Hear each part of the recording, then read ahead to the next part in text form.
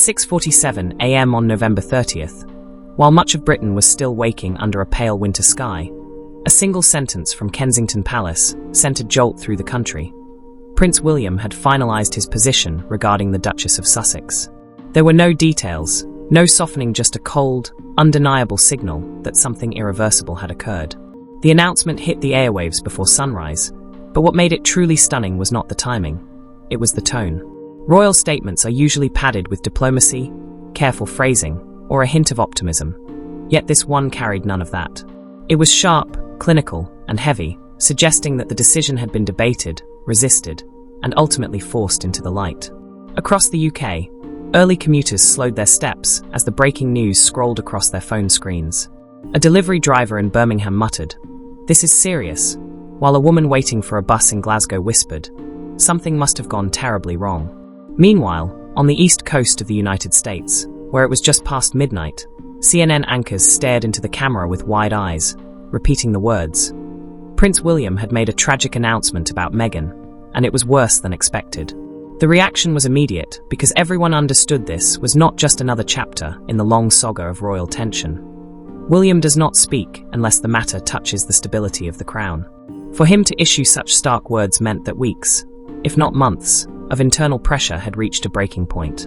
Behind that pressure stood three critical forces: Princess Anne, with her unshakable loyalty to duty; Queen Camilla, surprisingly aligned with William as concerns grew over the monarchy's public image; and King Charles, caught between love for his son and the mounting fear that the institution could no longer withstand another media storm.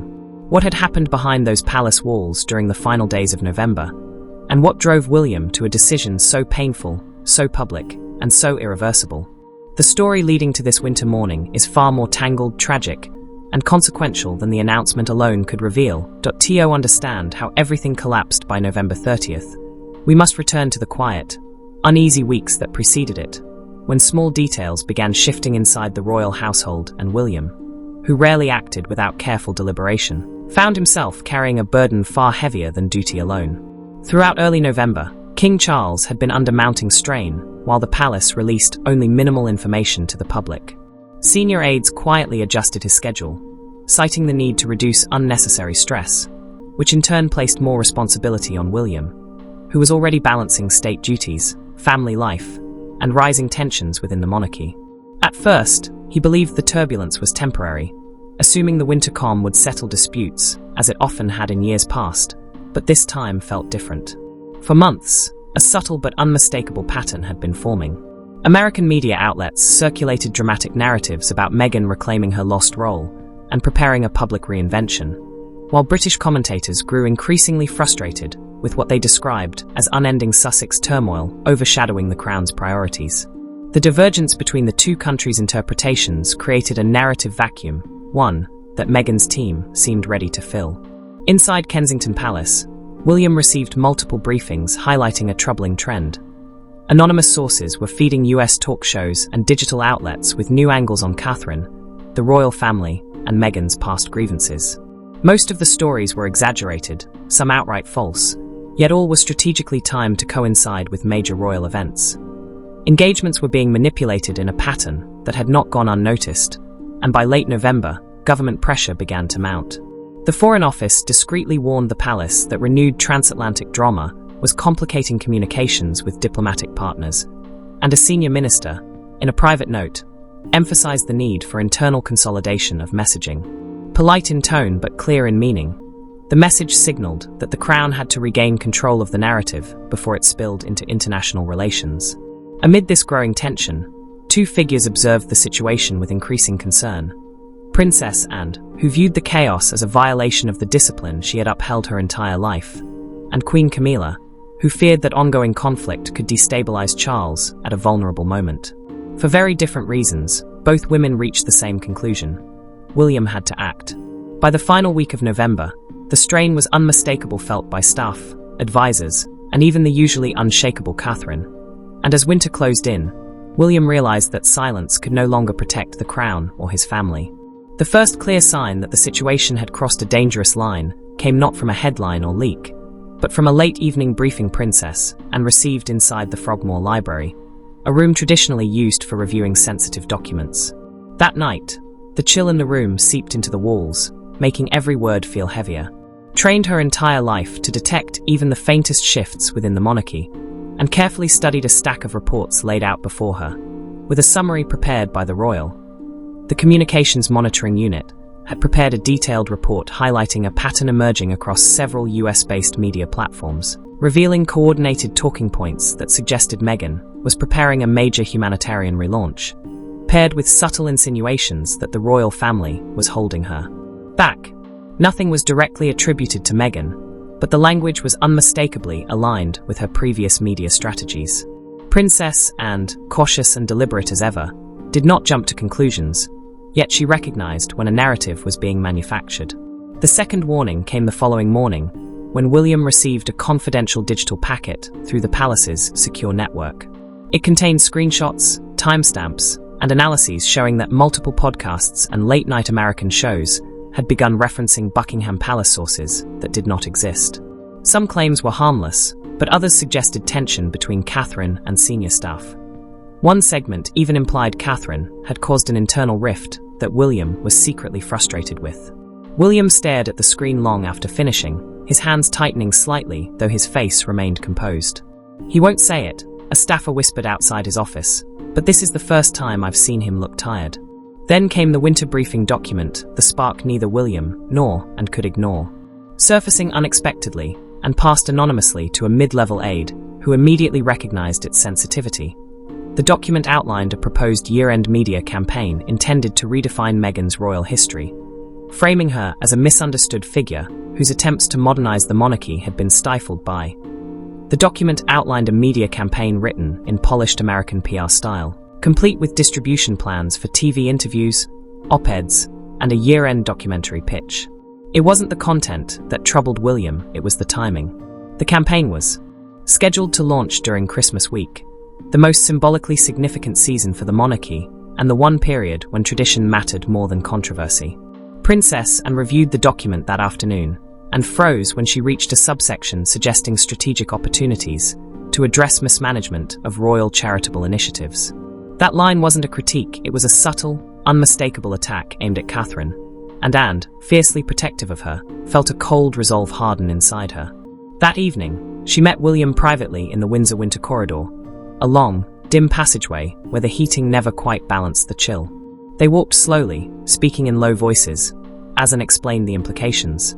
If Meghan's media campaign launched unanswered, the monarchy would be forced into yet another cycle of reactive defense, and Catherine's carefully built reputation would become collateral damage.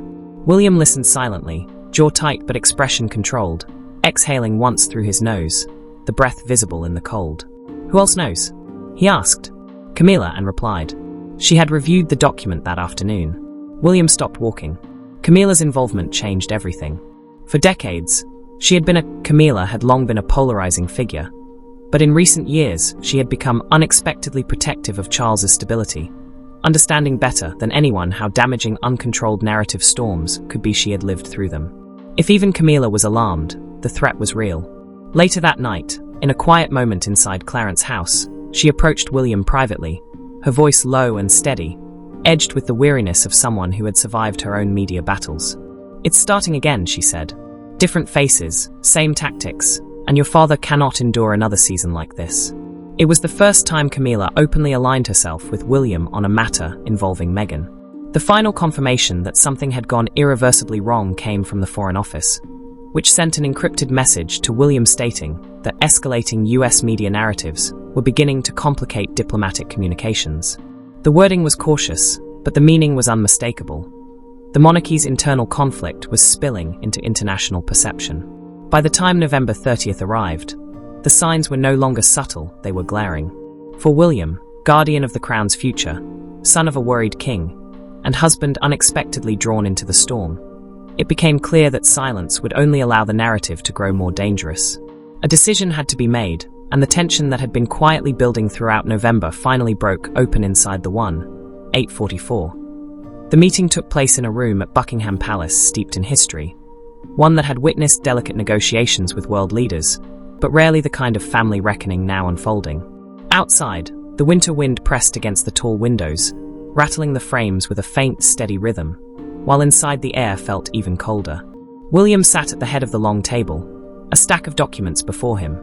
Printouts from the Royal Communications Monitoring Unit, excerpts from late-night US shows, analyses of anonymous sources, and most critically, the winter briefing document outlining Meghan's year-end media plan. To his left, Princess Anne waited with her arms crossed, her expression composed but unyielding. To his right, Queen Camilla sat with her hands clasped, her face set in a firmness that surprised even the senior staff. When the private secretary closed the doors, William spoke first. "Before we proceed, I want it understood that what happens in this room concerns the stability of the Crown, not personal grievances." There was no disagreement, only a silent acknowledgement that the situation had moved far beyond personal feelings. Anne slid forward the annotated copy of the winter briefing document. "This," she said, her voice sharp as the frost outside, "is an orchestrated attempt to relaunch a narrative that undermines our work, and more importantly, Catherine's reputation." Camilla nodded, her tone low but certain. "Your father cannot carry another season of public turmoil. He barely settled after the last cycle. If this media campaign rolls out at Christmas, it will be Charles who pays the price first." William sifted through the papers, not because he needed to review them, but to steady the responsibility pressing down on him. He had known for weeks the situation was deteriorating, but hearing Anne and Camilla speak in total alignment, two women of almost opposite temperaments, gave him clarity he had not expected. The private secretary began presenting the findings from the communications unit. The room fell silent as he read. Multiple American outlets received identical talking points from 3 separate accounts linked to a PR agency with previous ties to the Duchess. Anne's eyes narrowed. William didn't react outwardly, but the tension in his shoulders deepened. The secretary continued. "There are also indirect attacks aimed at the Princess of Wales, suggesting internal conflict, emotional instability, and charitable mismanagement. None of these claims have any basis, but the pattern is coordinated." Camilla's breath tightened. "This is reckless," she said. "Not only for Catherine, but for the monarchy as a whole." The most unsettling line came at the end. If launched fully, this media cycle was projected to dominate public conversation through the holidays, overshadowing royal engagements and destabilizing public confidence. Those words, destabilizing public confidence, carried a weight no royal could ignore. As the conversation grew heavier, advisors detailed the international complications already forming, with foreign partners beginning to question whether the Crown intended to. Advisors reported that foreign partners were beginning to question whether the Crown intended to address Sussex-related instability and embarrassment the palace had hoped to avoid. When they finished and leaned forward, "William, you know what must be done. If Meghan is preparing a media offensive that targets your wife, threatens the monarchy's cohesion, and risks your father's health, you cannot let this continue." William looked down at the papers, but no longer read them. The truth had settled long before he entered the room. The Crown could not withstand another global Sussex cycle, not with Charles's health in a fragile state, not with diplomatic relationships strained, and not when the monarchy was trying to modernize under increasing scrutiny. Then Camilla spoke in an unexpected voice of support. "You carry the future of this family," she said quietly, without her usual guardedness. "If you must draw a boundary, draw it. Charles will understand, even if it pains him."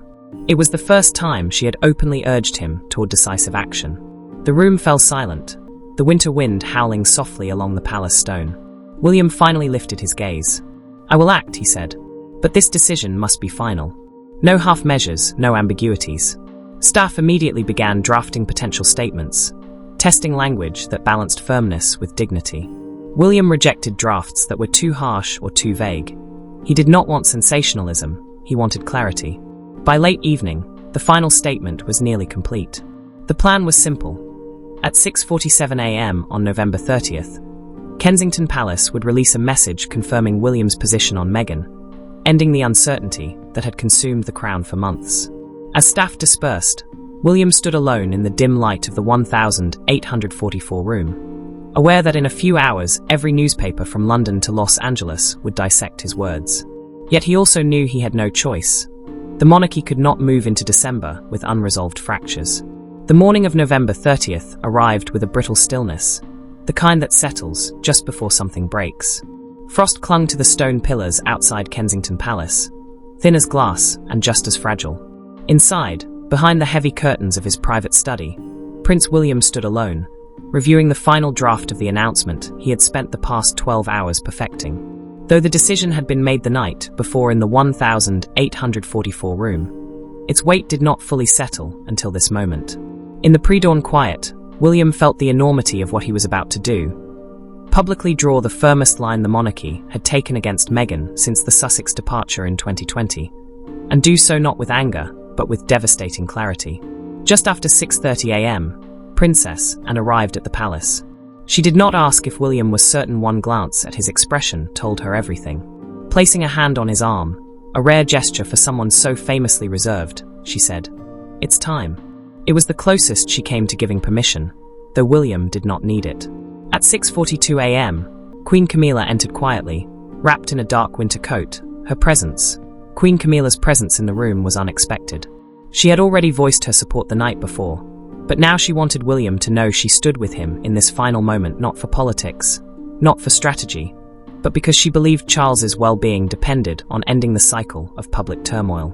William gave her a grateful nod, though his eyes remained fixed on the statement in his hands. He had rewritten it repeatedly, stripping away emotion until only the essential truth remained. This was not a reprimand, nor punishment. It was a boundary, firm, final, and necessary. At 6:47 a.m., the message went live. Brief but monumental in implication, it declared that, following a comprehensive review of ongoing challenges and recent public narratives, the Prince of Wales had determined there would be no future coordination or engagement with the Duchess of Sussex. The decision, though difficult, reflected the need to protect the stability and responsibilities of the Crown. There were no embellishments, no accusations, no room for misinterpretation. Within 60 seconds, BBC, Sky News, and ITV interrupted their morning broadcasts, while CNN and CBS pivoted from late-night coverage to the breaking banner. Prince William draws tragic final line on Meghan. The reaction was instantaneous and global. In London, silence outside Kensington Palace gave way to tense murmurs as commuters stopped in their tracks. Many had expected a statement addressing recent media confusion, but not this complete severance delivered in the crisp, unmistakable tone of institutional resolve. In Edinburgh, a BBC analyst described it as the most consequential internal boundary set by a future king since the Diana era. On social media, retired royal correspondents noted the absence of one key phrase, and that omission alone signaled the door was closed for good. Across the Atlantic, American commentators reacted with shock and fascination. Panels on MSNBC debated whether this was William asserting long-delayed authority or a monarchy responding to media pressures beyond its control. On CBS, an emotional anchor recalled the early days of Harry and Meghan's marriage, asking how a story that began with hope could reach such a stark conclusion. Inside Clarence House, King Charles received the news from his private secretary. Though aware of the decision, seeing it made public struck him with quiet sorrow. Yet he understood he had taught William that a future monarch must sometimes choose the crown over comfort, and today, William had done precisely that. In California, Meghan reportedly saw the announcement minutes after it went live. She stared at it silently, a moment of stillness, so profound it left the mind momentarily blank. For William, the blow-up was not an explosion, but a controlled detonation, a painful, but necessary act to prevent a deeper fracture. By sunrise, one truth stood clear. A line had been drawn that could not be erased. In the hours following the 6:47 a.m. announcement, the monarchy entered a state of controlled recalibration, a quiet, methodical restructuring that occurs only when a royal decision carries long-term consequences. Though the statement had been crisp, final, and carefully worded, the ripples were immense. Inside Kensington Palace, senior staff moved quickly. A roundtable meeting began at 8:15 a.m., bringing together advisors from communications, legal, and protocol departments to review immediate implications, reinforce stability, update internal records, brief foreign partners, and prepare a consistent narrative for the days ahead. No one expressed surprise. They had seen tension rising for weeks. As one aide whispered, "At least we know where we stand." By mid-morning, the Foreign Office had briefed diplomats that all international inquiries regarding Meghan should now be directed to a standardized. The Foreign Office response was simple and final. The matter is closed. This single sentence was designed to halt speculation, particularly from American networks eager to spin the story into another emotional saga. The UK government, mindful of delicate transatlantic relationships, appreciated the clarity far more than the public would ever know. Princess Anne, meanwhile, resumed her scheduled engagements with renewed sharpness in her stride. Observers noted her firm posture and steady gaze, as if she were carrying the weight of both tradition and vindication. Whatever quiet criticism she had endured for taking a hard line on protocol, she now stood as the figure who had foreseen the storm and pushed the family to confront it before it escalated. Queen Camilla spent the afternoon in private, the winter light filtering into her sitting room in thin, icy bands, casting long shadows on the carpet. She had chosen to support William for Charles's sake, but the emotional toll lingered. Having once endured the chaos of public condemnation herself, she recognized patterns long before others did, and that recognition came at a price, a reminder that history repeats itself in cruel ways. Charles attended a short briefing at Clarence House before returning to his study.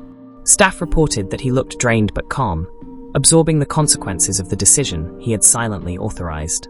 He understood the necessity, yet the father in him felt the fracture deeply.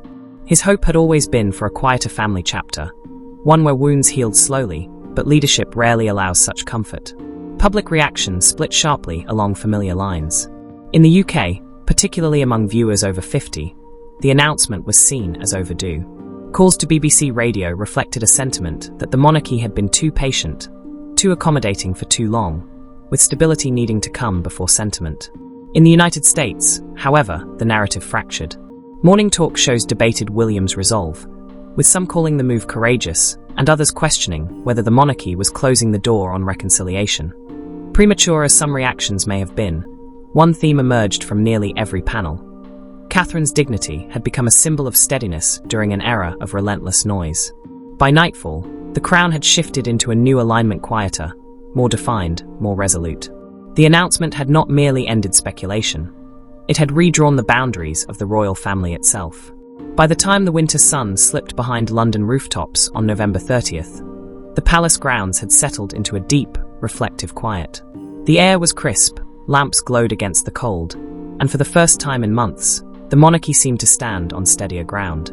The day's events brought clarity, but also a sobering reminder of how fragile even the strongest families can be when unresolved fractures linger too long. For many viewers, especially those who remember the Diana years, the moment felt achingly familiar. A family caught between public duty and private heartache. Yet unlike past chaos, this unfolded with measured inevitability. William did not lash out, and Camilla did not posture, and Charles did not crumble.